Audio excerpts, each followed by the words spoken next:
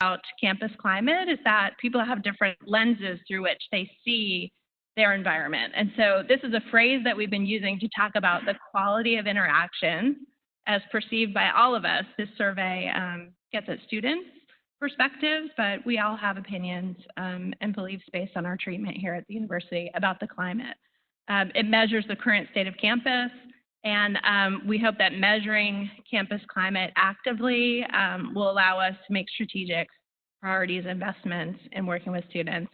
It's notable that our school and NC State are the only schools that have done a campus climate survey recently at the institution level, and so that was something that was shared with the board last fall, in case you're interested in terms of how prevalent these surveys are. And George is going to talk a little more in detail about this particular instrument. A lot of college campuses are doing climate surveys in a reactive way after a negative incident, and we are fortunate to be in a fairly proactive period here where we're looking at the data. So a little bit more about the instrument that we used. So it is at University of Indiana. It's part of the National Institute for Transformation and Equity. The unique thing with this particular survey, which was one of the reasons why we picked it, was most often campus climate is framed either under gender equity issues or under racial equity issues. The unique thing is, as you see in the model, which are the two frameworks, cultural relevance and cultural responsiveness, is that it provides the survey taker the ability kind of to talk about their own cultural community as they would actually frame that. And so as a sociologist, I think about that in terms of the idea of salient identities in the way that actually your framework is often based upon the construction of what those salient identities are as you as an individual. So that is a large part of the framework. So it's inclusive of both race, gender issues, as well as inclusive of class, inclusive of first-gen status is kind of a group. It's an LGBT more inclusive survey than what's typically kind of in that gender equity framework. So we got a much more richer data set than we would have had this just been a race or just been a gender survey, which we do have a Title IX set of gender survey data from a couple of years ago that we've used for some of those issues to frame some of that. The project itself, so this was administered last spring, actually this time last spring. We ended up with 1127 students that actually responded to the survey. And from institutional research, that is the largest sample of students that we have feedback from. So a pretty strong, I think, response rate that we ended up getting from students. It came back pretty on par with our demographic data in terms of what we would anticipate to see. So we kind of looked in terms of was there populations that over-responded. We saw pretty composite data around that in terms of getting that. We are in the process of administering the graduate survey this spring. So as faculty, I would encourage you to go back to your departments and make sure that they're aware of that in terms of for grad students. We originally were going to do it in this month as well, but with the graduate school, we felt like it made more sense for it to be part of the Graduate Appreciation Week that happens in April. So we're going to administer it attached to that event and that week to get their feedback. So that is coming soon. And we will send it out because of graduate size to all students to hopefully get a more robust sample associated with them as respondents. So we'll start with a couple key findings. And the thing I think in terms of a particular point of pride is that students are very satisfied with their experience at UNCG, that this came back, I think, much stronger than we envisioned it would as a committee, where really there was a small percentage, less than 5%, that reported they were not satisfied. So students really were neutral to satisfied in the way that they reported their responses back, which I think is a huge kind of selling point for us as an institution to talk about how kind of happy students are and that this is a great place to be. An interesting finding as we talked about campus climate as a whole is this whole idea of sense of belonging. And one of the areas within higher ed support literature that kind of talks about is that student acclimation actually is a huge impact to student success institutionally. And so the one thing that we saw here was a decent amount of students, to the tune of about 29%, that weren't feeling the same level of sense of belonging. And when we asked students what that meant, in follow-up focus groups, the thing that they talked about is that they see themselves here and not somewhere else. the idea of specialness of the place, and that this is kind of the place where they see themselves as part of the identity, that was something that came back lower. And within the NESTE data, which is the more nationally comparative piece with the modality, that you see that we're slightly behind in terms of some national peers as it relates to the idea of sense of belonging on campus. We wouldn't be an academic unit if we didn't actually talk a little bit about the literature that backs some of that up. But if you look, here's a couple of the authors that, if you're interested in looking offline around the impact of sense of belonging on success, that frame it from a literature-based basis. The first kind of being Tinto, that a lot of Tinto's work as well as Bordeaux's work kind of were the initial kind of frameworks of this idea of community, of sense of belonging as kind of the framework for success institutionally across a lot of our institutions.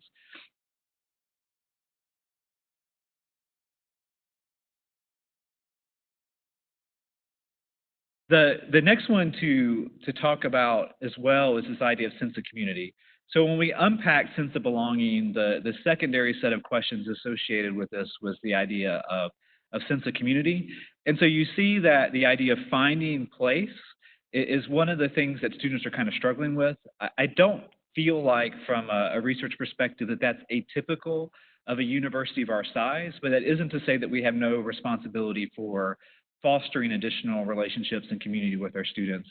The real interesting thing, which I think if you look at the response rate for satisfaction and the response rate for sense of belonging, was that students really reported that they had strong relationships with faculty staff, that the satisfaction around their experience was centered around a staff-centric, a faculty-centric a component of that, and much less around the peer interactions.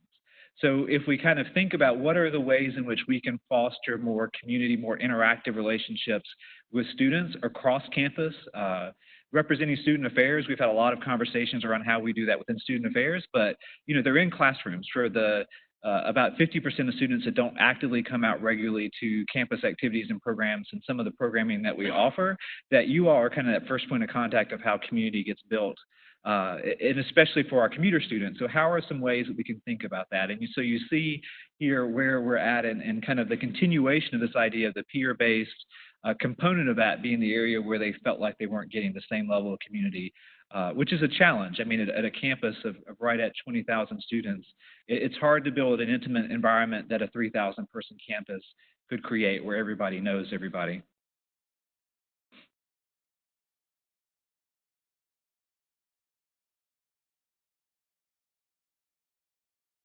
Okay, so here's another sort of successful finding. I think, a lot of times we get back our student course evaluations and they're mixed reviews. And I would have to say, spending time looking at this data, that the overwhelming theme of the qualitative comments and then the actual percentage that agree with statements is that people perceive us as educators as caring about their well-being, which is a different attribute than sort of, helping them achieve their goals of the major or, maybe land a future job or position. And so this commitment to success has to do a lot with how students feel about their professors and also staff who are in educative roles, advisors, things like that, as really looking out for their futures, giving them information, sending them resources, really proactive kinds of messages. So I assume a lot of people in the room that came out today are people that do this pretty regularly. And it's really important for us to share the messages with our colleagues who maybe don't understand the importance of that. With high proportions of first-gen students on the campus, there's a lot to navigate, and they really rely on us as educators to sort of point the path and light the way. So 70% of students know someone they feel that they can trust. I think given all the demands and pressures on young people and returning students to be successful on a campus of our size, that's a good indicator. We'd like it to go higher. And then a lower indicator is this notion of checking in and checking on people. And when we go to trainings in student affairs, we've been talking a lot about the differentiation or the inequity possibly in residential students versus students who commute or even walk to campus and are going back and forth during the day. We've heard stories of students sort of saying, yeah, I kind of wait in my car in between classes because I don't know where to go and I don't feel like I have a place to fit in. So those stories, are suggesting different spaces on campus to help students get connected, and where do they go to just have somebody to check in? Lounges, things like that, advisor sessions. You have to have appointments for these things. So it may be that the mechanisms we use in these areas are working for some, but these are also emerging adults, and having them be responsible for their own choices. And so there is a sense of what to do with this indicator. So we've been asking students about that, and it turns out they want to be asked about their lives and how things are going, and how they're managing their time, and things like that. Yeah. Do you want to take questions throughout? We're kind of just going to throw a bunch of data out and then have an open discussion, but happy to have a clarifying comment or two.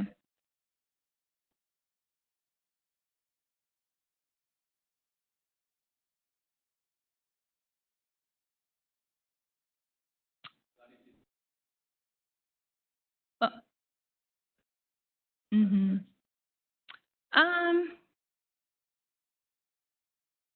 I think it's a combination across the board. When you look at the different items, they pull for different aspects of the campus. So when you look at overall satisfaction, you can jump into.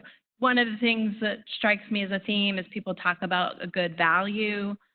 I got quality instruction, my professors were talented, I got the classes I needed. What you see people struggling with on the negative side of that comment is sort of, I did struggle getting a class or two, or, I did have a difficult interaction with a staff member. So most people are saying for, value and what they get in exchange, they're satisfied. When you look at some of these social community kind of indicators that get lower, that's where George is talking about.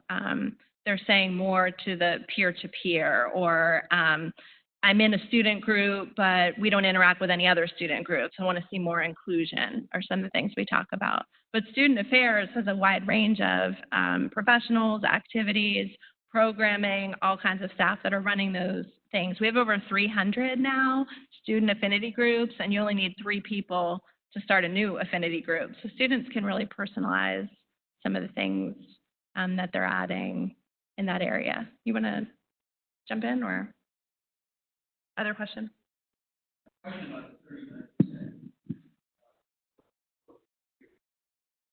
So, is something that our students feel like they expect? That actually is of the findings. That's one of the questions that we have is. So the question was about, like, what's the expectation around the 39% piece? We really had no framework of expectation for that. But when we think about, from a student success lens, when we think about some of the things that we're doing, is early intervention, and that, especially with Andrew Hamilton's group with student success area, when I think of from that framework, is the first semester college interventions are important. And so the area, because this does trend, so some of the issues are lower, or some of the responses or satisfaction are lower with freshman students. And so when we think about the need of first year, first time in college students, is that that's a population we know, irrespective of how much weight they place of that as a priority, that it's an area of need that we should be more proactive in kind of intervening in that first semester for them, if no other group. Nice. Back to kind of the starting question. I think we have pockets of things. So some of the areas that Student Affairs does is leadership. So there's a lot of opportunity for leadership, and leadership really is engaged citizen leadership. So one of the frameworks we do here is how do you become an active, engaged citizen leader. And for Gen Z, we know that them seeing themselves as a leader is even one of the areas that we kind of grow and foster, or OIE, Office of Intercultural Engagement, the Spartans in Dialogue, some of the cross-cultural difference conversations. Obviously, it's a lot of the programming that we're doing relative, I think, that kind of shows up in some of this data. Housing residence life is a key kind of cog in incorporating them across campus, even outside the division, that they build a lot of partnerships with some of that. One of the things I was struck by as the person that did the student success component of the SACS report that we just wrote, is arguably of any campus I've worked at, and this is the 7th institution I've worked for at this point in time, we have a much more comprehensive, I think, support wraparound system.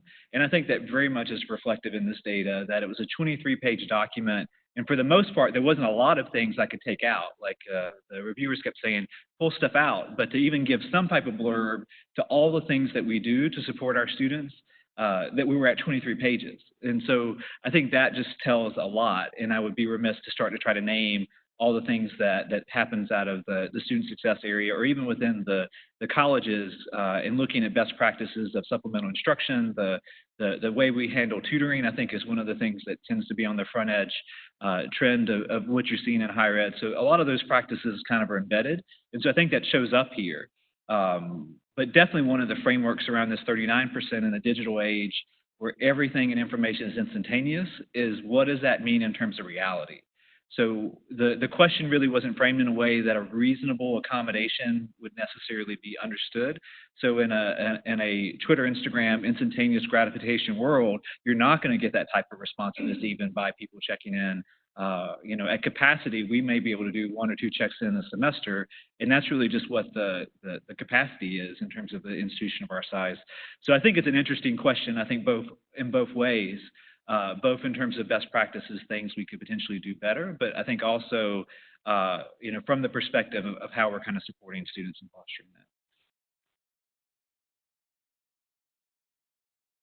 So we can definitely come back to other resources at the end, permitting time. One big resource that I'll just add right now is the early detection sort of STARFISH advising system. And that's really meant to target the highest need student to the best resource for that. So, even if you're going to give a kudos, that's a form of a check-in to say, hey, I'm a professor and you're doing well in my class and I notice you, versus someone else who might need some more immediate support because due to academic struggle. So STARFISH might be another system that we have that we're using, but we could utilize it more efficiently, or more people could take advantage of that. So we also added a diversity and inclusion module, and this might be some new information. For those of us that have claimed for a while that we're the most diverse institution in the state system and that we pride ourselves on working towards inclusive practices, we were pretty happy to see these high numbers that the students are receiving that message, and it seems to be a top reason that they are choosing to come to this institution. And there's not a lot of disparity in these data, at least between inclusive practices and diversity, although that is something that students will constantly comment to me about, and others around, yeah, there's a lot of diversity here. There's a lot of people from different backgrounds and interest areas across the board, but I don't know how to connect across difference. I don't know how to dialogue very well. I don't know how to get off my phone and sit down and ask somebody about their path. And they kind of are being honest about that's what they're sort of seeking. So an example of intervention that's already been launched to try to address this is having student groups co-sponsor lectures. We have something called the Intercultural Lecture Series that's mounted out of OIE, just in an attempt to continue to show people, hey, you know what you know, and it's good to have affinity, but that you also can reach out across some different lines and find that you may have things in common that you didn't know about. The chancellor does this all the time when he invites students to the residence. He's very purposeful about trying to have activities that make students really get to know each other, and then they find they can work together on common issues. Student government is another place that a lot of this work is happening. In a lower sense, and this is not uncommon, again, in big schools and also difficult topics, but our anti-bias and our reporting mechanisms are less clear to students and probably faculty and staff. So it is important to know that when you experience an instance of a microaggression or an occurrence of bias that you feel uncertain about, that there are channels that you are permitted and encouraged to seek out for support about what you might want to do next. So for faculty, it's department chairs, deans, provosts. For staff, it's human resources. And for students, usually we're sending people to the dean of students' office, or in the event of some type of violent victimization, we have the student campus violence resource center which is a great preventative and intervention resource that we have. Murphy Chapel runs that. Y'all know her from other presentations. And then we take this into the classroom, and we see a lot more variability here. And this might be something that people want to raise points about or have conversations about. We've made several investments over the past 3 to 4 years in helping people in the classroom build their skill set, but also their awareness around what diversity issues look like in the classroom. What skills do we have to facilitate conversations? How do we think about putting groups of students together for group projects and helping them be successful? How do we build relationships with online learners in a unique way that's different maybe from face-to-face instruction? And so these numbers, I think, are representing more of a kind of middle average kind of thing, that maybe there are places on the campus that are doing a lot of this work and doing it very well, and students comment on that, and then other places where it's not really that evident. And so 58% feel that our educators have the skills they need to have these conversations, 60% successfully addressing it in the classroom, and then also varied procedures on evaluating these competencies of faculty. So there's not a required question around skill in doing this. How much does the syllabus reflect these things? So, as we build out our new gen ed competencies, these conversations become more important. And I know the UTLC is a big partner to us. They're on this I Belong project committee, and we're having more conversations about that. So there's just one more slide, yes? And then we can open it up for dialogue, can go back to any of these findings.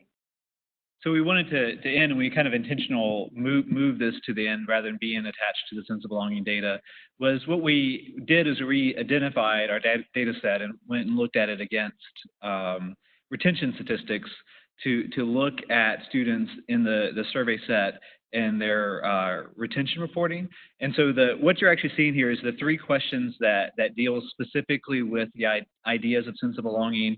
And so the question language is, I feel like I'm part of the community at UNCG. I feel like I belong at UNCG. I feel a strong connection to the community at UNCG were the 3 questions. The left-hand bar is those that reported agree and strongly agree within the survey set, as opposed to those that reported strongly disagree and disagree. And so you see that there's actually right at about a 10-point spread between both of those. This actually amounts to 500 students that could have been here if they were actually kind of in that belonging category. So when you control for the retention variance, that actually means an impact of about 500 students at scale for our institution to get those students in the category where they feel like it's a fit.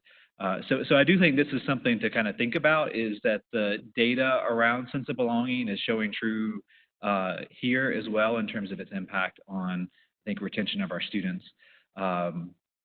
And to a small degree, I think this actually is a pretty easy win in terms of an embedded survey thing that we do with students to start to think about students that may be at risk for something other than academics, or it could be something that correlates with some academics as well. But I think that this is actually a fairly innocuous question to start asking students, especially in that first year, which was the higher degree that felt like they didn't belong, to kind of start to ask that question related to them in the survey. I think is something that we're looking to do in the near future. So we are at a time to kind of open it up for questions, conversations around the data, around some of the findings. We're curious what your feedback is, thoughts related to that. We are running a kind of standardized email for the project, so feel free to email that as well. But open up for questions. And I think for the recording and those online, make sure we use the microphone.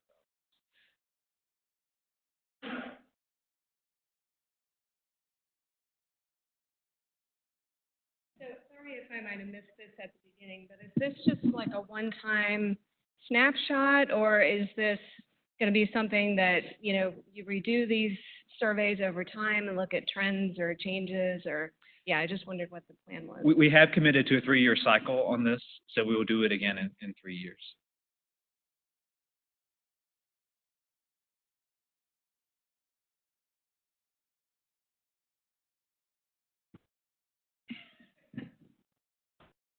Okay.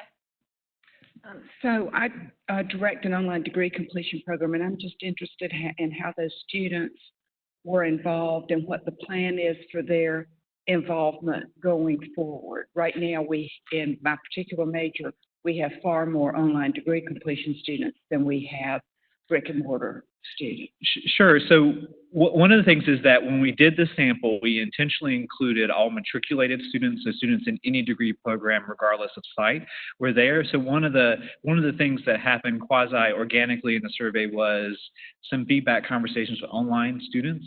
And so I think from Student Affairs, we are interested, concerned, wanting to figure out what are ways we foster community with students that are non-traditional. And I think non-traditional broadly, both in terms of age, both in terms of family, military status, I think online learners is one of those kind of categories. And so I think that is our kind of next step as we diversify the way we provide education on campus is going to create some unique opportunities. In fact, really requires it too. So it's not something we can just choose to do on our own, but we're really required by our accrediting agency to make sure that providing them the same, community adjacent things that they would get if they were on main campus. So I do think that's something the next step. The responses we had from online students weren't very disparate, other than when we were talking about community earlier, that theirs was lower. And I think their commitment or kind of feelings around what it meant to be a UNCG student, I think was a little bit lower as well. All of them were extraordinarily excited that we were willing to mail them T-shirts. I mean, that was actually something that they really, and I imagine it's probably the only UNCG swag they're getting, other than what they might would have got as in the admissions process. So. I think this is very important because you talked about people who commute, sitting in their car between classes, and getting online degree completion students to feel like they're just as important a part of the G, takes a lot of energy and effort and commitment, and departmental T-shirts and major T-shirts. So they're getting T-shirts from all over the place. Okay, good. That's my thing. We love a shirt here. But I think I do have one follow-up question. We have a student group in our department that's with campus activities and programs that is both main campus and online degree completion students. And this has proven to be a very nice vehicle for them to feel included.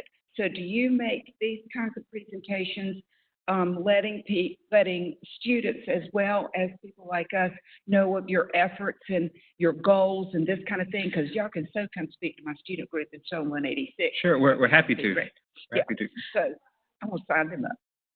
Yeah. Yeah, so if you, feel free to send an email to that, or you can email me directly, and we'll get on the calendar to do that. Good. And once we, at least from institutionally, as we develop discrete plans, one of the pieces that we know that students don't do surveys because there's no follow-up. So one of the pieces that we're committed to students when we did this survey is that as we have an action plan, is that they will be communicated that. So right now we're in the process for the Student Affairs Division of kind of finalizing that.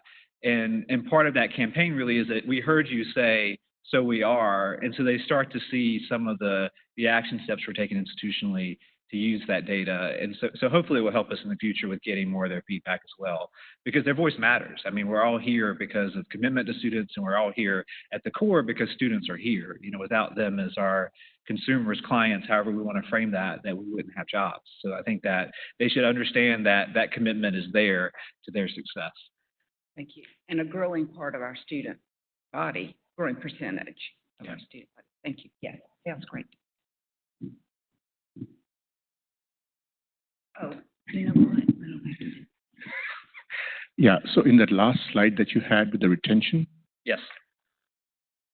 so you looked at the different questions and said, disagree as opposed to agree.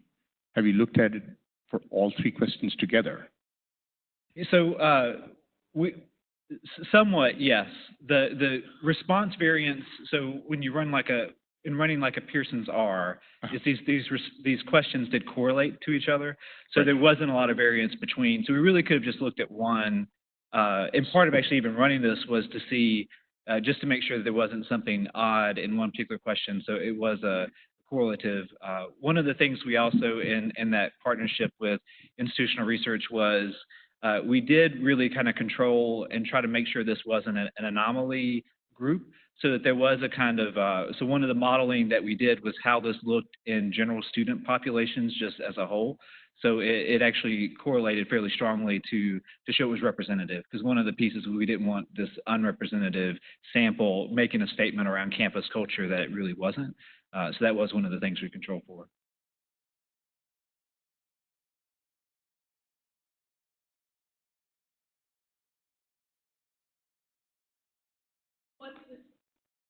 Could you tell us what the sample looks like? Like if we were to see the sample, because that's some questions about some of the questions that you asked, that I think we repeatedly do some things that I think we should question. So I think I first have to start out. Could you tell us what that sample looked like? So it was a 7,000 random sample of students. The response categories were within plus or minus 3 or 4% of all the actual demographics that we know from census data. So the response sample actually very much mirrors the student population. Is that the question you're asking? Well, I'd like you to go back to your questions on diversity and inclusion. This one or? Right. No. So when you ask any of them, anything, yes. when you ask questions about diversity and inclusion, and then you have this random sample that's representative of the population, and then we report something like 81% agreed or strongly agreed that diversity is a major priority for the university.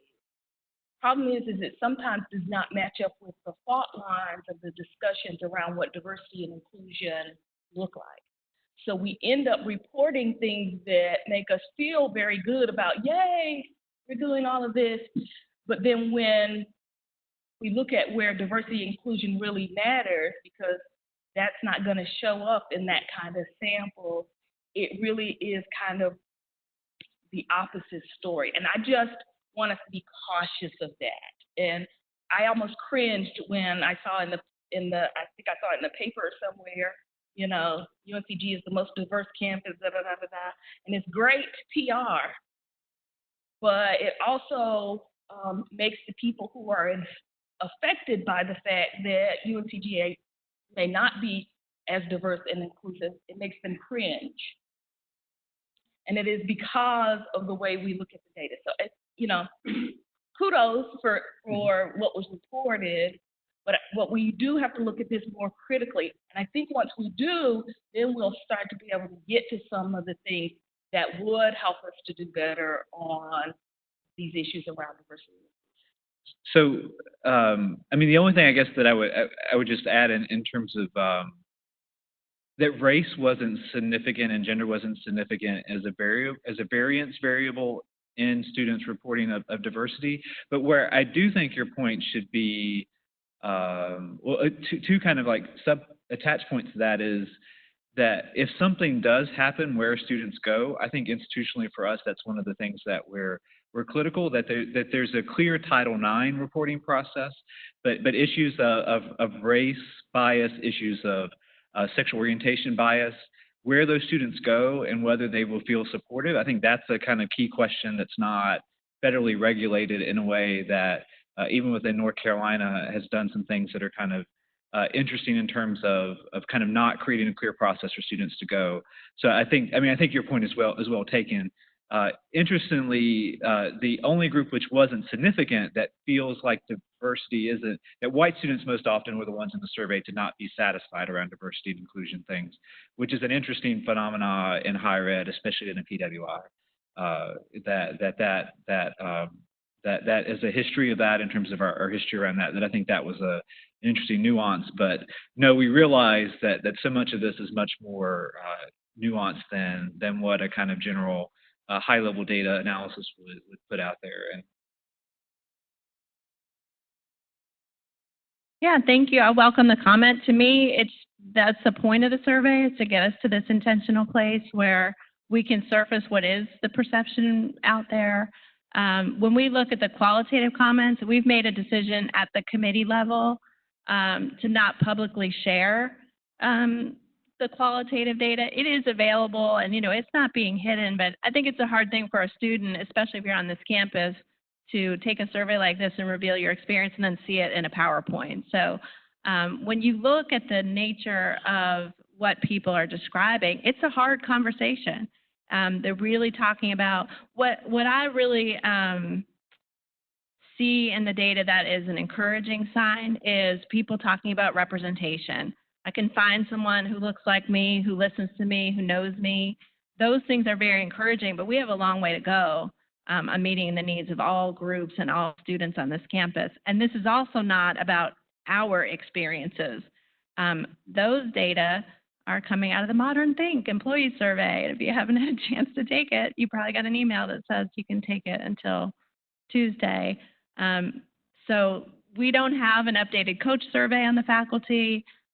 Student Affairs has made a decision to go ahead and survey their staff to uncover some of their experiences, but this is really only at the undergraduate student level, and that's only one small part of the story. And sometimes, you know, they're just entering into these higher education environments with their lived experiences, and we just have to keep surfacing their stories. So I think that classroom data is a point of action, that if people are not feeling prepared to really work on inclusive practices in the classroom, we have to start encouraging people to seek out resources. There are a lot of members here today from the Faculty Senate Equity, Diversity, and Inclusion Committee, and that's a group within this body, the Senate, along with other partners that think about this a lot in terms of training and other mechanisms that we can surface experience of people that have been excluded from having their voices heard.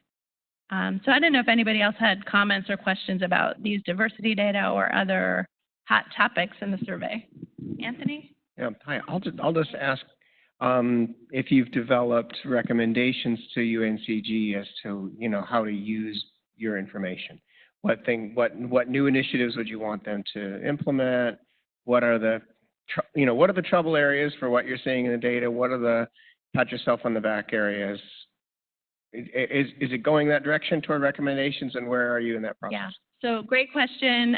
Because we committed to a 3-year cycle, we're in this sort of report out year, and, you know, it's sort of like a listening tour. I mean, we're sort of joking, but when we get requests to come present, we come, and we're actually looking to our audience members to surface some ideas in departments or in majors around how they promote belonging and collecting that data up. So there is a committee that meets monthly, and by the end of this year, we're looking to distill what we heard back from people, including students, about their ideas to promote a greater sense of community and belonging. And then we plan to turn some recommendations over to try to launch some new initiatives next year. So part of the dissemination process in Student Affairs, they have over 100 people now that have come out and engaged in working groups about what they would start if they had some infusion of support. And I think my ideas on the faculty side are to get more of these coalitions across faculty, staff, students, kind of working on areas of this. The UTLC is also on the committee, student success. So I would say look for another report probably April of this year, and then we'll see where we go into next year. So if people have ideas about that, that's why we created the email. You know, maybe you have a small pilot program. I know in psychology we have something called the Early Scientist Program. It's an early identification mechanism for top students in intro psychology. It gets them into the research labs earlier, and it promotes that connection to the major much more quickly. That's an example of a program that could be replicated in lots of disciplines. So there's different ways to go at it, and the students themselves are generating ideas, you know, like have tournaments on the quad and you know, lots of things when we talk to the students. So that's the timeline, if that's helpful. Did that answer your question? Yeah.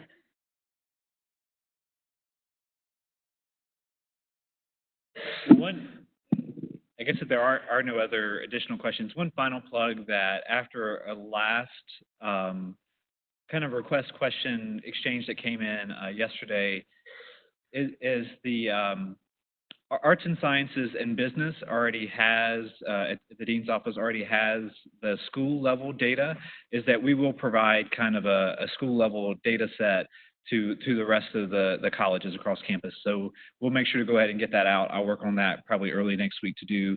The second kind of thing attached to that in terms of that the data is out there for you to play with is we are building a Tableau dashboard that will take the survey's designed kind of in clusters of questions, and the question clusters will then allow you to look at question cluster areas related to this.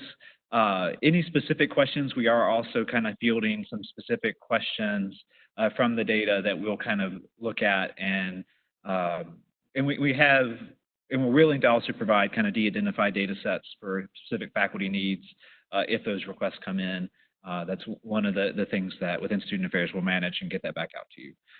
So just give that as a plug. So there'll be some demographic or kind of frequency tables that we'll go ahead and make sure all the colleges have available, and the dashboard will be out there as a kind of live thing that you can go out and look and plug and look at the data.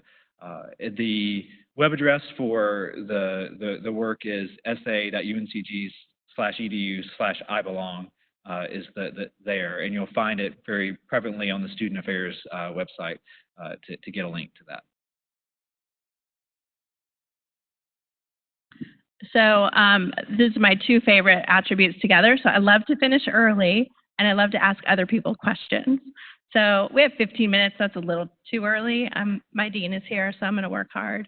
I really just wanted to open it up to y'all and say, you know, do you think this is our purview? Do you think that educators have a role to play in creating a sense of belonging that's going to really potentially lift students to be more connected to us? We'll find them when they're struggling. They'll be more likely to persist, graduate, become alumni.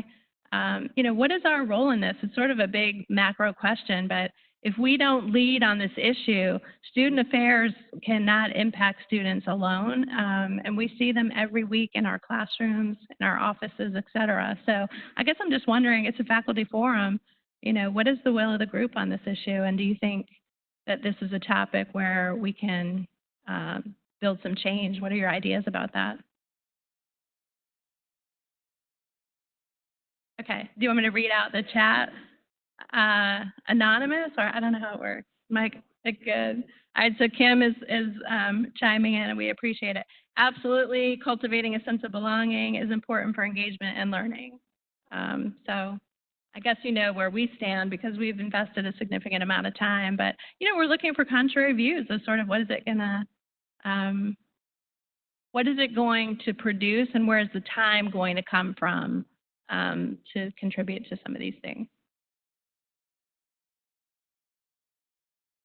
So so one of the questions I had is helping faculty take best practices and building it into guidelines or standards, right? So as an instructor, my 14th year, we worry about these things, but we're not really, or a lot of us are not really sure how to do it. So I guess from a faculty senate standpoint, I guess a request would be to help us establish guidelines so that in our practice, we're all busy, but in our practice, we, whether it be training or be part of our syllabus or part of a kind of a school-wide request, that we follow those best practices.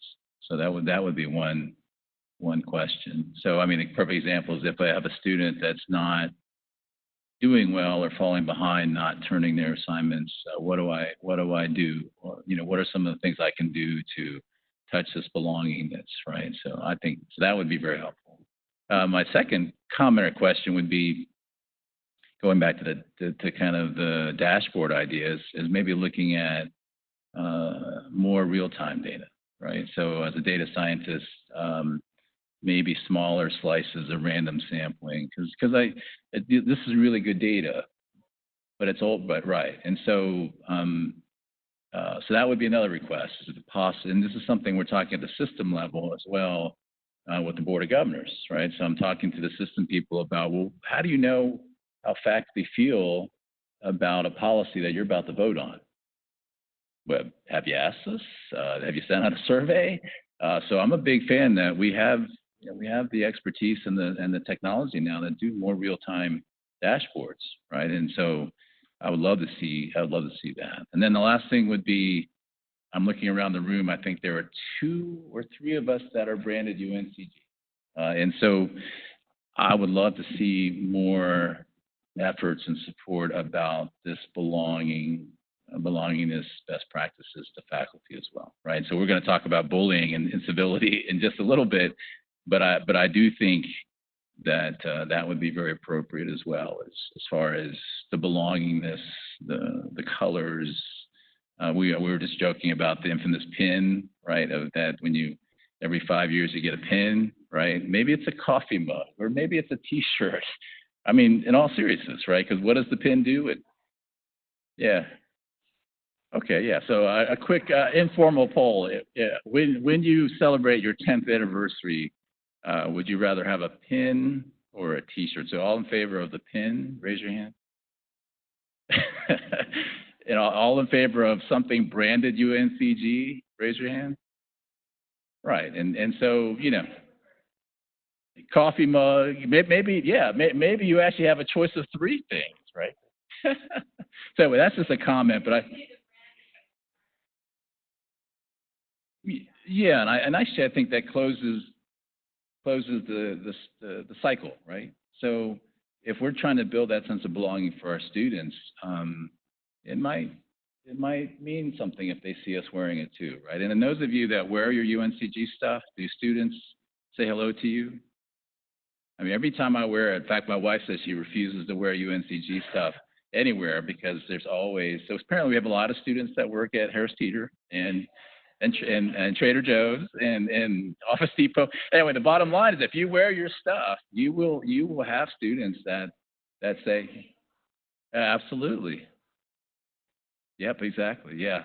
Yep. I moved my daughter to Hawaii, and I was wearing my UNCG stuff, and I ran into a UNCG alum right there at right there. So yeah. So anyway, I think we could help students feel more with belonging by us also feeling that, and I think also with some help doing that. So I think as a Senate chair, I've noticed that we've done a really good job of supporting students. You guys have been doing a phenomenal job, but a lot of the systems that you set up are not available for faculty, and even our data systems, right? We're kind of doing it on our own, and we don't really have that support. So I think closing that loop would really help us. And I think we probably have an issue or 2 about belonging in our own units and departments, and so obviously that impacts, our performance and morale as well. So anyway, that was just. Are there any other comments or questions for our distinguished guest? Yes, please.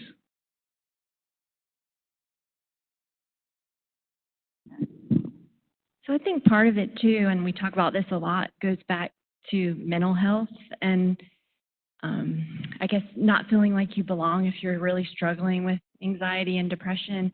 And I just keep feeling like we just need more and more training on that as faculty, because I struggle with every day in my classes trying to kind of walk that line between reaching out, or sometimes I reached out to a student last week in class and just said, "How are you doing?" Because I could sense, and then she had to step out and start sobbing, and I thought, okay, well, wait a second, how should I have done that? Should that have been an email after class? And then she said, "I probably would have done it anyway, Professor. Thank you for reaching out." But I still always just feel like that has to be part of the picture with our students, because we just keep seeing the increase of, mental health challenges with our community. I completely agree. Thank you for raising that. And also the levels of intervention. So, when you check on someone and they're really in a crisis, now you're in that crisis. And a lot of this goes back to our time and how we're able to allocate. So we want people to know that there are systems in place to help with a crisis, but we also want to help people understand that if you check on someone and you need to be somewhere at 4:30, you're going to be choosing between 2 important priorities for you, and that's really very difficult. So just getting people more comfortable with knowing that the level of help might not be sufficient in that moment, but it's better than the alternative of ignoring someone in need, and designing training to help people people do that. I know a lot of people who will say, well, I don't want to refer someone to the dean of students. What they told me was confidential. And I think, this is just a personal experience with the dean of students, that that's an error, that, we're sort of all a community caring for students. And it's much more important to tell that student, you're really struggling. We need to get you to the dean of students. They're going to be a good resource for you. Maybe they don't want to go to the counseling center, but to just try to encourage those partnerships, because if we don't encourage them to seek out services, they're going to be struggling alone. And then also the family piece too. How do you hear people's family concerns? And it's just more and more placed on our shoulders. There are statements that can go in the syllabi if you are needing reminders about those statements. Student Affairs have released just statements you can put in your syllabi about how to direct students to services. And a lot of times that helps because they know you're a confidant that they could maybe come to. I think we all by now have our disability referrals in place. I think we need to get to a level of referring for mental health, referring for food insecurity, housing insecurity. There's just a high level of need here. So I completely agree, and we'll add that to the recommendation. And add to the Yeah, and so and just one plug for that is that we have a online at your pace kind of training model with Ask, Listen, and Refer. That is open. And if you Google it on the UNCG website, it will take you to that external link. It's open to all faculty to go in and use. And really it is to try to help you in that moment to kind of get them in the next systems. Our referral process really would still be the dean of students in terms of that systemic follow-up with them after the fact. But that training, I think, is good to at least give you the kind of in-the-moment skills, because we're definitely not asking any faculty to become professional counselors. So that's not the kind of expectation. We are looking again at the I think it's checkup from the neck up, some of the other more intensive training. The challenge with those is they're so long that getting enough of your time and your schedule to be able to commit to that has definitely been the challenge with those in the past. But I know institutionally, those are just two things I would plug that's there to echo what Julie was talking about, that definitely the dean of students referral is kind of there as that next level of support to check on them later. That's one of the kind of things that they provide. And for you all, the Ask, Listen, and Refer is the current kind of best practice vetted through our counseling center model to kind of give you some kind of skills and kind of when you're having those conversations.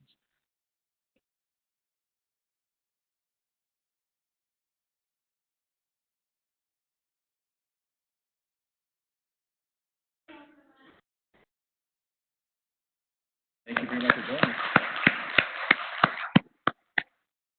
And as you're leaving, one other quick comment would be some type of decision tree or something like that. And what I mean by that is kind of building on my colleague here. A couple years ago, I had a student send me a suicidal email, right? And so I wasn't sure what to do. And so, of course, I went to everything from confidentiality and so something like that also might be helpful. And so I hate to ask, but maybe even something in print that we can just stick on our wall but anyway, a decision tree. When we have a student sobbing in the hallway, what are the best practices, or what should we do? How do we escalate this without compromising their confidentiality? So yeah. All right, great. Thank you so much. Thank you very much. Okay, so the next topic. So providing a little history on this topic before I introduce our very esteemed guest, good friend over the years. So the issue of civility rose to the UNC Faculty Assembly, which is the gathering of all the different institutions, and it actually started here at UNCG. And so the request was a recommendation and really a request from the CAOs, Chief Academic Officers, that we create some kind of standard to address civility. And so that began Jeff Popke's work, who you're going to meet in just a second. He is the chair of the Faculty Assemblies, Faculty Welfare or co-chair of that committee, and he was tasked with beginning that conversation. And then I'll conclude with, so we had a good conversation at the last faculty assembly meeting. There are, of course, many competing issues that we have to be aware of. Unfortunately, given all of the different issues, Jeff's team really did not have the capacity to come up with an initial guideline. So being that we are awesome, I volunteered UNCG as the initial creator of the draft, and they took us up on that. So I'm looking at a lot of my crack senators here. We've done, I think, a great job of kind of doing cloud-based guideline or policy statements. And so I'd like us to recreate that one more time with the understanding that really we're going to create a draft that, of course, will be discussed, refined at Jeff's level, and then certainly through the UNC system office. So, but I'm really delighted that we have gathered this momentum, and I think we are committed to at least having some kind of statement. Now, with that being said, we could switch to Jeff. So Jeff will repeat some of the slides that he presented at the faculty assembly and talk about some of the pros and cons that we have to be aware of. So without further ado, Jeff Popke, he's the Senate Chair for ECU, as well as co-chair of the Faculty Welfare Committee. Jeff? Good afternoon, everyone. Can you hear me all right? Yes. And you can see the PowerPoint slide here? Okay, so I think Anthony did a good job of laying out how we got to this point. There's been an expression among both provosts across the system, but also individual faculty members expressed to David Green, the chair of the Faculty Assembly, that there are increasing problems with incivil behavior, toxic department environments, and in the extreme aspects of bullying. And so the prospect was that perhaps this should be a kind of faculty-led initiative to try to find a response to this. So as Anthony mentioned, I'm co-chairing a subcommittee to kind of look into this problem. And meanwhile, he indicated to me that you were beginning a conversation around this. And so I think our subcommittee would very much welcome a statement out of Greensboro that might serve as a basis for our continuing conversations. We had a very wide-ranging discussion at the Faculty Assembly that to some extent didn't provide a lot of guidance for our subcommittee for the way forward, because there's a lot of differing opinions, as I'll try to explain in a minute, around some of these issues. I think one of the things to point out at the outset is that one of the reasons why it's a concern, questions of toxic environments and bullying and lack of collegiality, is that the weight of that often falls on historically marginalized groups. And Leah Hollis has written about this book, Bully in the Ivory Tower, and she points out in that quote there that, you know, a large share of people of color and women are subject to bullying. And so it's something that I think we want to be concerned about for the benefit of our colleagues. So as kind of preparing for this conversation within the Faculty Assembly, I did a little bit of looking around to see what kinds of possible responses exist. And I know some of these are not really part of what you're anticipating in your own approach, but I think it's helpful just to kind of give you a sense of what's out there that could be used as a guide or a template as you start to develop thinking around this. So I've kind of got 4 categories of ways that universities have responded to this constellation of issues around professionalism and civility and bullying. And one is to basically draw back on existing legal remedies and basically say we don't need to do anything further. So there are on all of our campuses policies about workplace violence and of course the federal kind of Title IX, Title VII policies around discrimination and harassment. And I think some folks in our subcommittee were making the point that maybe these existing policies would be sufficient to address the kinds of concerns that we're talking about. So for example, at ECU, we have a regulation on resolving discrimination, and you can see the bit in bold there. The key phrase that could relate to something like bullying is the creation of a hostile environment. When conduct is sufficiently severe, persistent, or pervasive that it unreasonably interferes with limits or deprives an individual from participating in or benefiting from universities' education or employment programs. The problem with those kinds of policies, of course, is that they're responding to federal discrimination statutes, and they really only hold for protected classes. And so if the lack of civility or professionalism or bullying is not oriented around a protected class issue, there might not be much that these policies can say on the matter. A second general category, and I think this seems to be the direction that Anthony suggested that your campus might be interested in going in, is basically a statement of values or ethics or conduct that would not necessarily carry with it specific sanctions, including, for example, being fired from your job, or that it would affect promotion and tenure decisions. So a lot of our campuses across the system have existing codes of conduct or statement of ethics. One very common example that's used at universities around the country is a kind of a famous statement from the 1960s by the American Association of University Professors. Doesn't address at length this issue of civility or professionalism, but it does say professors do not discriminate against or engage in hostile conduct toward members of the university community. We're actually, the subcommittee that I'm co-chairing is doing an audit of existing examples from around the system. The only one that I've found so far is one from UNC Charlotte. So they have a standards of ethical conduct that includes everything from research misconduct to financial impropriety to student privacy records and so on. But one of the aspects there is what they call respect for others. The university is committed to the principle of treating each community member with respect and dignity. Certainly nobody could disagree with an expectation like that.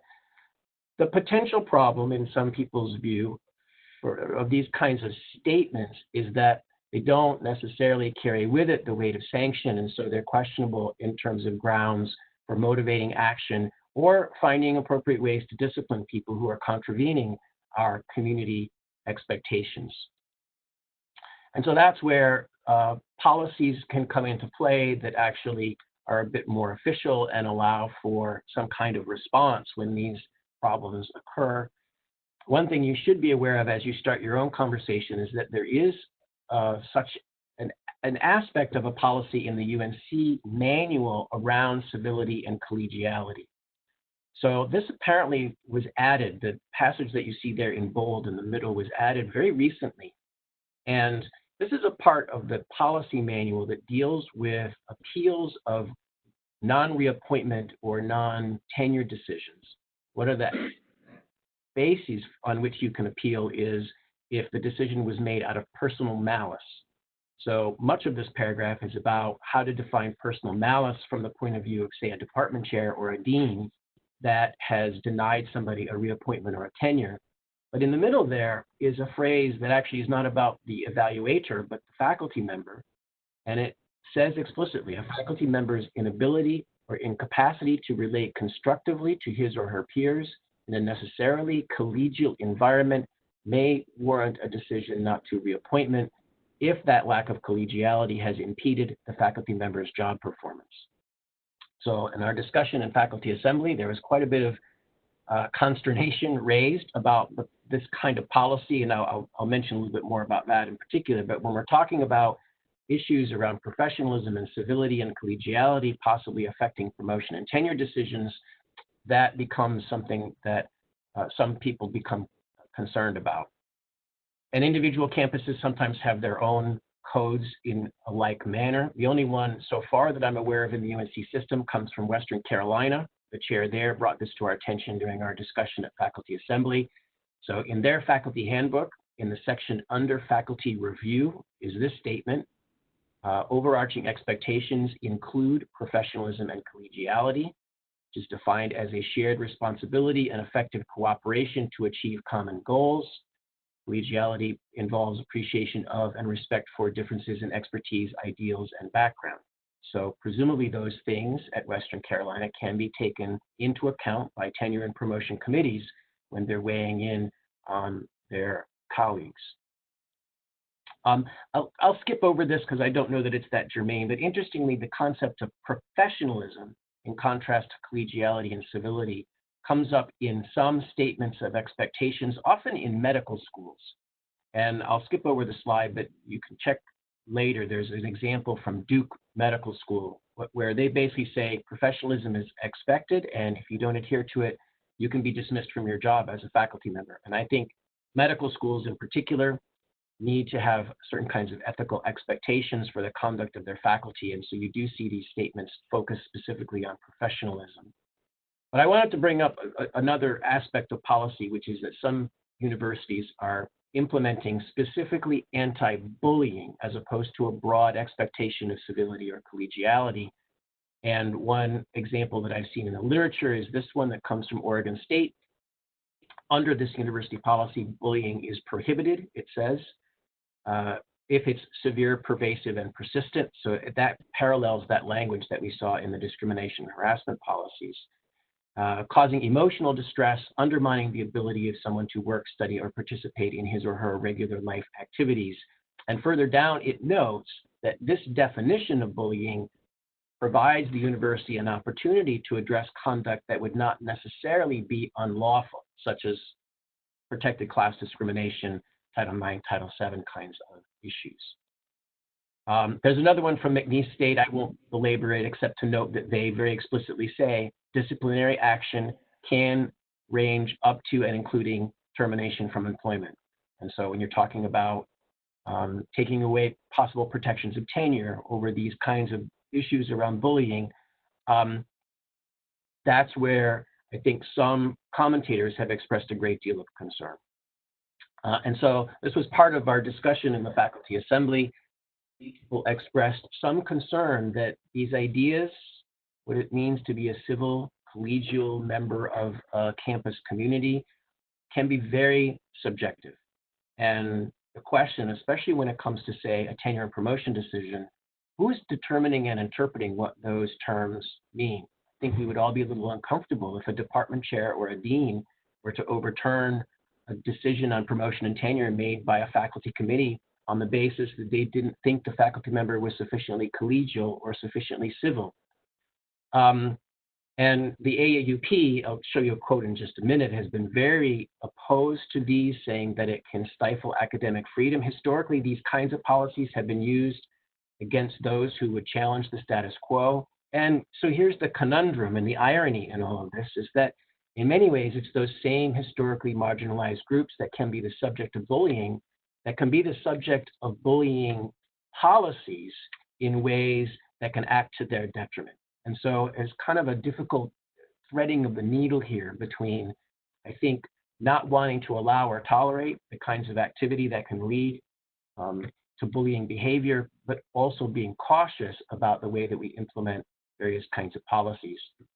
I mentioned the AAUP statement, which is a very well-known statement on collegiality as a criterion for faculty evaluation. And they basically say at the end there, it's not only inconsistent with the long-term vigor and health of academic institutions and dangerous to academic freedom, but it is unnecessary to have a separate criterion for faculty evaluation around the idea of civility. Here's another even more forceful statement by Wilson. Anti-bullying policies, he says, are so broad that they might become the tool of choice for repression. Indeed, colleges and universities have already used anti-bullying rules as a tool for bullying dissident professors and whistleblowers who are critical of the administration. So the counter argument, as we've already seen, is that bullying itself can harm people's ability to carry out their academic freedom. And Oregon State's policy has tried to address the AAUP concerns. They state right here in their policy, this policy is not intended to and will not be applied in a way that would violate rights to academic freedom and freedom of expression. And I'll give you one more quote from Leah Hollis on this. She says, in fact, mutual respect and civility are needed to truly support free speech. So rather than being a hindrance to freedom of expression, if we have bullying and members of the university community don't feel that their voice is being allowed to be heard because of bullying, then we maybe need some kind of expectations. So that, I think, covers some of the territory that's out there. I'll mention just one other thing briefly, although I don't know that it's necessarily going to be part of your own discussions on this matter. There's a whole other category that I think the faculty assembly should work on, and that is the kind of best practices around actions and resources that can be available to campus when they have these problems with toxic environments or with bullying. Rather than only thinking in terms of prohibiting bad behavior, we can ask what kinds of actions can we take to promote good behavior, to promote civility and collegiality. When there are occasions of difficult environments, we can work for conflict mediation and try to provide ombuds services.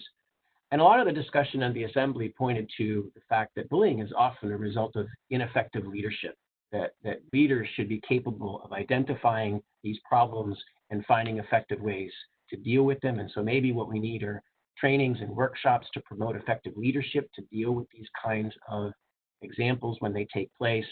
And it was also pointed out that we have to police ourselves in many ways, and perhaps we can do so without a formal policy that threatens non-reappointment or threatens being fired, but especially senior faculty. I think when they see behavior that does not benefit our communal values, that it's incumbent upon us to speak out and say something and try to intervene as best that we can. So I think that's all I had in terms of background. My contact information is in there. Those are a couple of the references that I noted, and these are the individuals who are part of this subcommittee, and I'm sure any of them would be happy to receive any feedback or questions that you might have. You can certainly contact me, but I will look forward to hearing what the outcome of your deliberations and conversations on this kind of very complicated issue might be.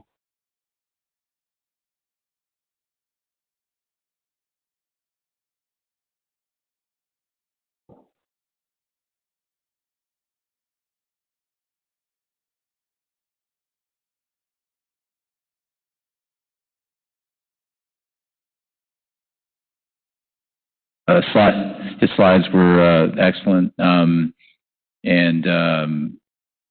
you can see that it's a complex issue, right? Especially when you look at anti-bullying policy being used to bully the very class that they're trying to protect. So I think that's something that we have to be aware of. And as I mentioned in the prelude, that really, I think the Faculty Assembly Executive Committee, which both Jeff and I are on, agreed that we really just need at this point a standard, not a policy, but more of a statement.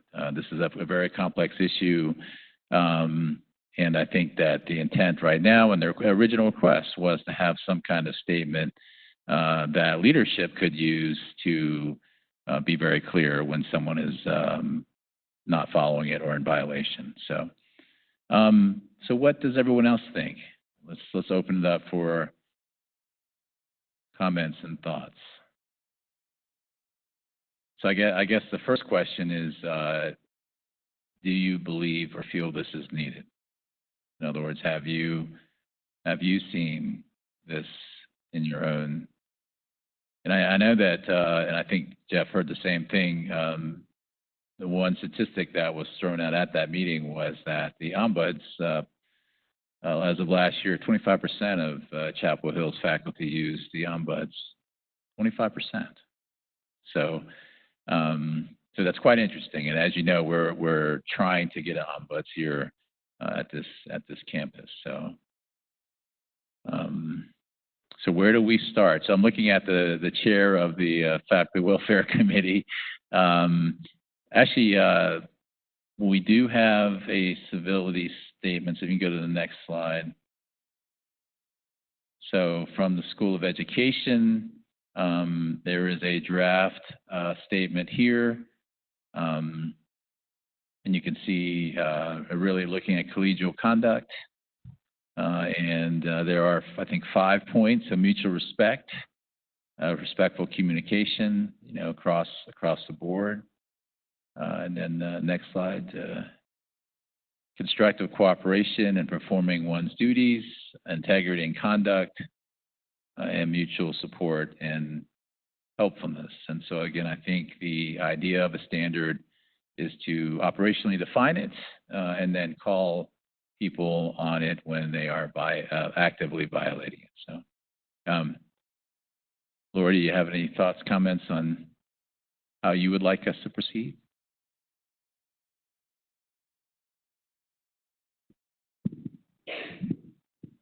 I'll just hold it. So as Anthony said, we've been asked to gather some data about the need for an ombuds office here at UNCG.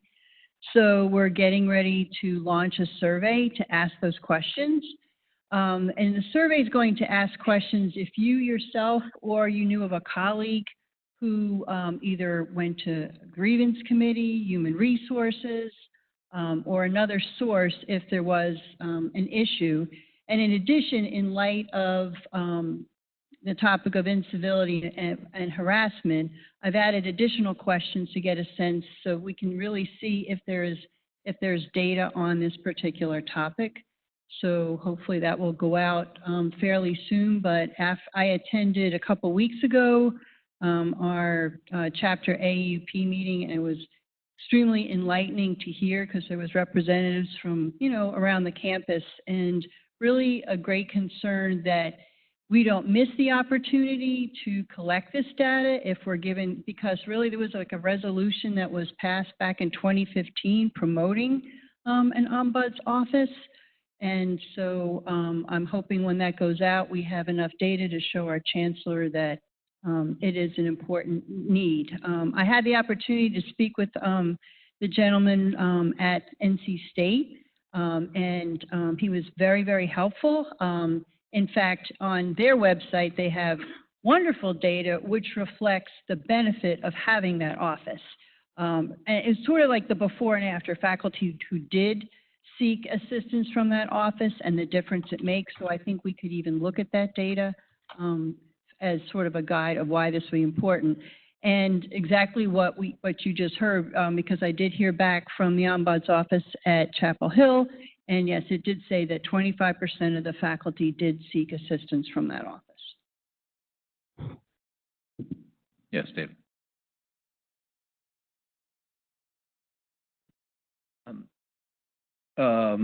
Two questions. First of all, whether our administrators think we need such a policy. I'd like to know about that. I'd also like to know whether this is going to apply to graduate students and their relationships with faculty as well, because anecdotal evidence tells me that can be a problem. Yeah, that's a good question. I don't have the specifics on why this request was made. I've heard anecdotally David Green getting calls from different faculty across the system reporting challenges. And I will say my understanding in terms of it coming from UNCG that it was in fact an administrator wanting to have this standard. And I think, David, you bring up a good point. I do think it should be generalizable across the board. I know Jeff was there as well, and Wade was there, that when we talked about the examples, it was across the board, right? So it was everything from race, it was across races, it was across age, it was across rank, and it was definitely across faculty and staff, students. So I think it's definitely needed because clearly it's impacting across different levels. Yes, sir. Yes.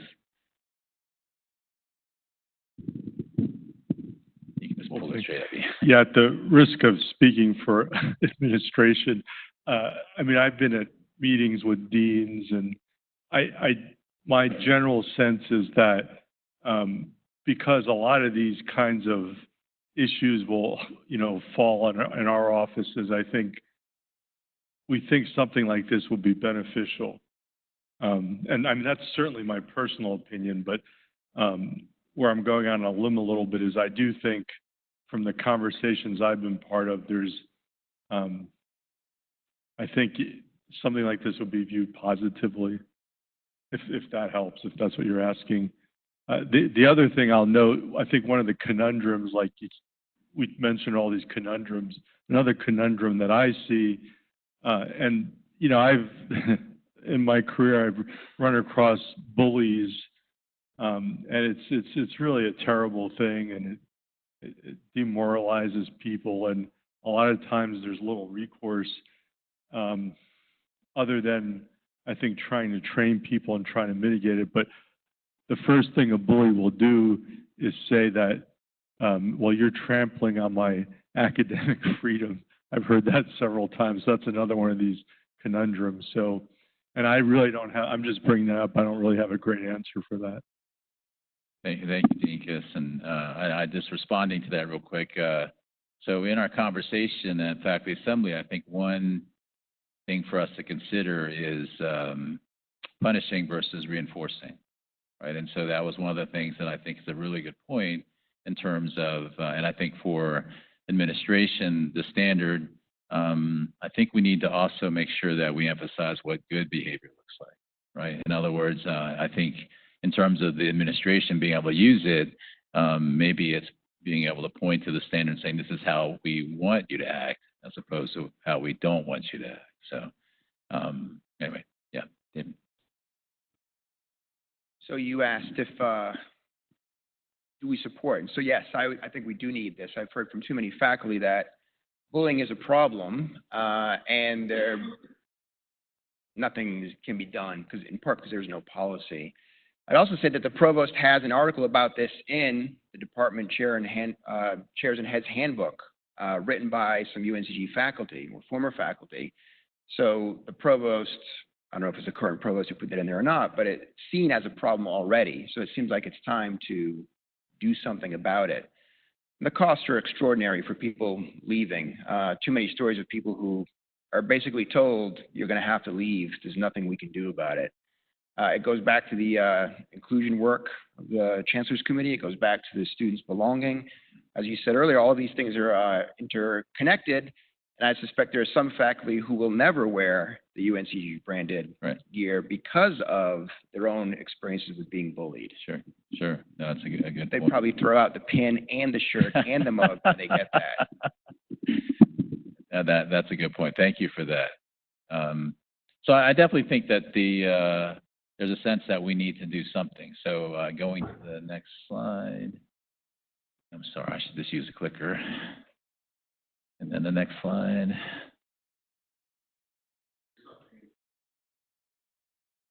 Sure. So Kim says, I agree. I've seen great people leave because of these issues. Yes.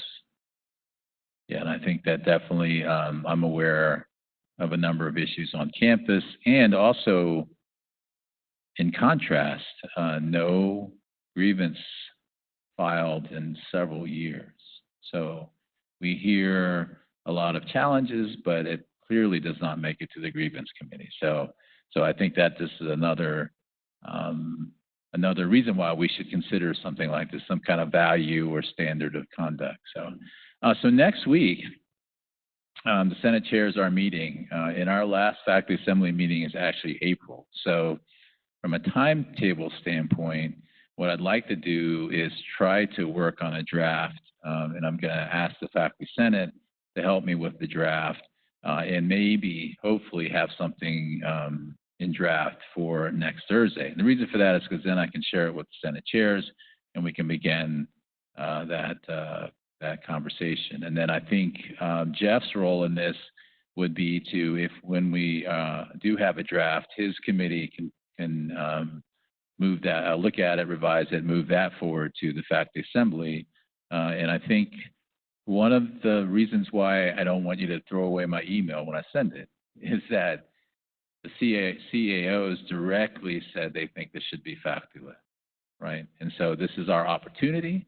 The opportunity for UNCG to take the lead for the entire system, right? And so please, let's work together. Again, I think it's worked quite well.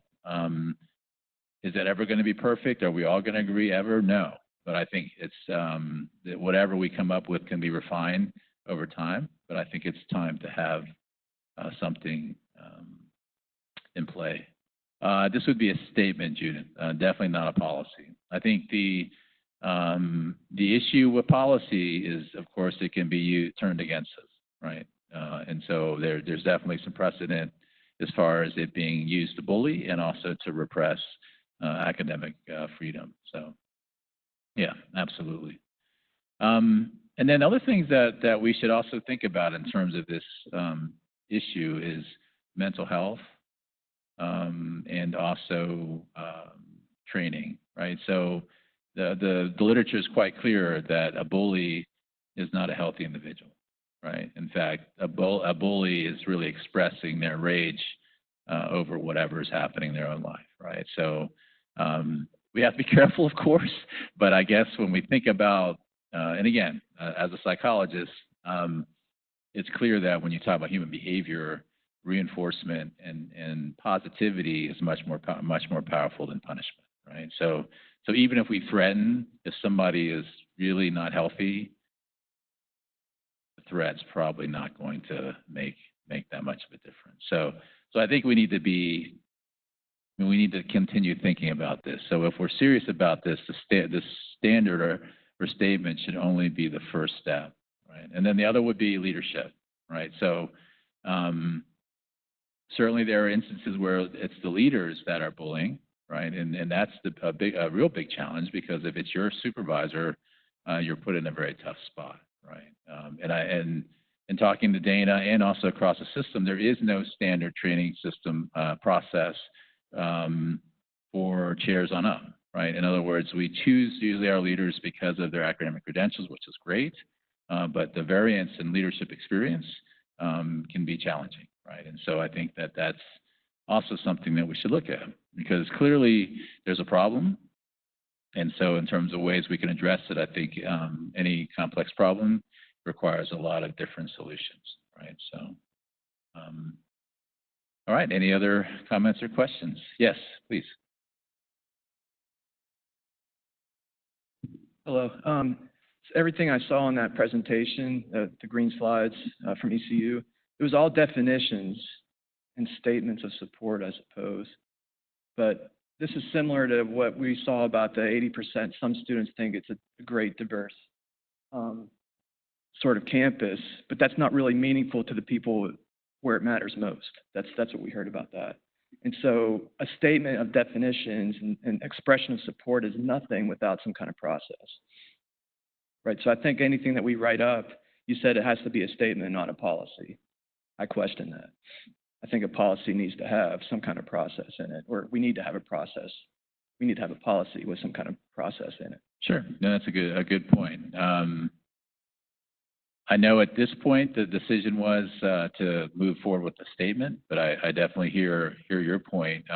What do other people think in terms of statement versus policy, even given that concern? Here, I'll be the. I would just second that I think, a statement might be the first step, but we should have some kind of a process that moves towards a policy. Great. Other thoughts? Is that seeing a lot of head nods? So, okay. What about the concerns about if we have put too many teeth in there that it can be used subjectively and prejudiciously? That is, some of the examples are, well, David is a problem. He doesn't agree with me. Therefore, he's a problem. Therefore, he's bullying me. Right? So I think we just have to have our eyes wide open there, right? That, again, it can be used in malicious ways, right? So, but I do appreciate your point about the process, right? In other words, when it happens, what should you do, right? Is that what you mean? Kind of, yeah. Yeah. Right. Right. Yeah. Yeah. And Dean Kiss, not to put you on the spot, but in terms of the leadership aspect, would it be helpful to have, or maybe you already have the guidebook towards if a faculty member comes to you about, a graduate student or bullying, is there some guidance there for our leadership? Yeah. Hold on, let me give you yeah. No problem. Yeah, this is one of those kind of things where when people talk to me about this might be like a department head or chair who's having this issue. And, it just depends on the nature. A lot of it is just my what I've observed over the years in the academy, what I think approaches are. And, you know, while bullying is common, I think there probably are, depending on the nature, some of the issues we discussed, like, is there the power differential? Is it a associate professor, assistant professor? There's so many nuances that might frame my approach, and I might refer them to other offices, but no, I mean, to be honest with you, we don't have a really great that resource that I'm aware of. Right. So would that be, if something was developed, would that be favorably? I mean, obviously not rigid, but some kind Yeah, of. I'm, you know, this is like, I mean, I'm kind of neutral because I think it's whatever, this is a Senate committee, so whatever I think the faculty decide on this. I mean, I see Jason's point, but I could see going out of their way. I mean, one thing, I mean, one of my biases is sort of taking a gradualist approach. So right now we have nothing, right? So if we do at least the statement, that's something. Right. And then we could add some kind of policy later. I mean, but that's just my personal opinion is. Sure. I mean, and certainly something is better than nothing.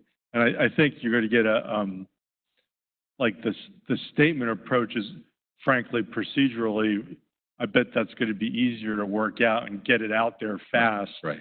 Which is what I'm hearing. And then you could work on the other part later, but that's sort of my gradualist centrist approach. Great. Well, thank you for that. That's very helpful. And I think too that, so Kim, this is kind of in support of the fact that the fear of it being inappropriately used should not preclude us from developing it. So thank you, Kim. I think my last thought is the standard could serve as a commitment for all of us to try to protect against it, right? In other words, usually, and again, the research supports this, when you observe somebody else being bullied, you actually have the power to stop it, right? In other words, if that's happening, there's a power differential for whatever reason, and if the people that are observing it actually steps in and stops it, it's very effective. So I think that's the other part of where we're headed. If we develop a standard, it's a commitment by all of us to look for it and to stop it as much as we can, right? So, all right, well, great. Any other comments? So, again, Faculty Senate and Lori, I'll be sending out, we'll start with the draft that we have and seek your feedback. So thank you so much for joining us. And we are ending really early, so enjoy the rest of your day. Thank you. Thank you, Jeff. Thank you all. It's been a very interesting conversation. I was pleased to be able to listen. Thanks, Jeff. Well, and I'll include you on the link once we share that. So, okay? Sounds great. Thanks. All right. Take care. Okay. Bye-bye.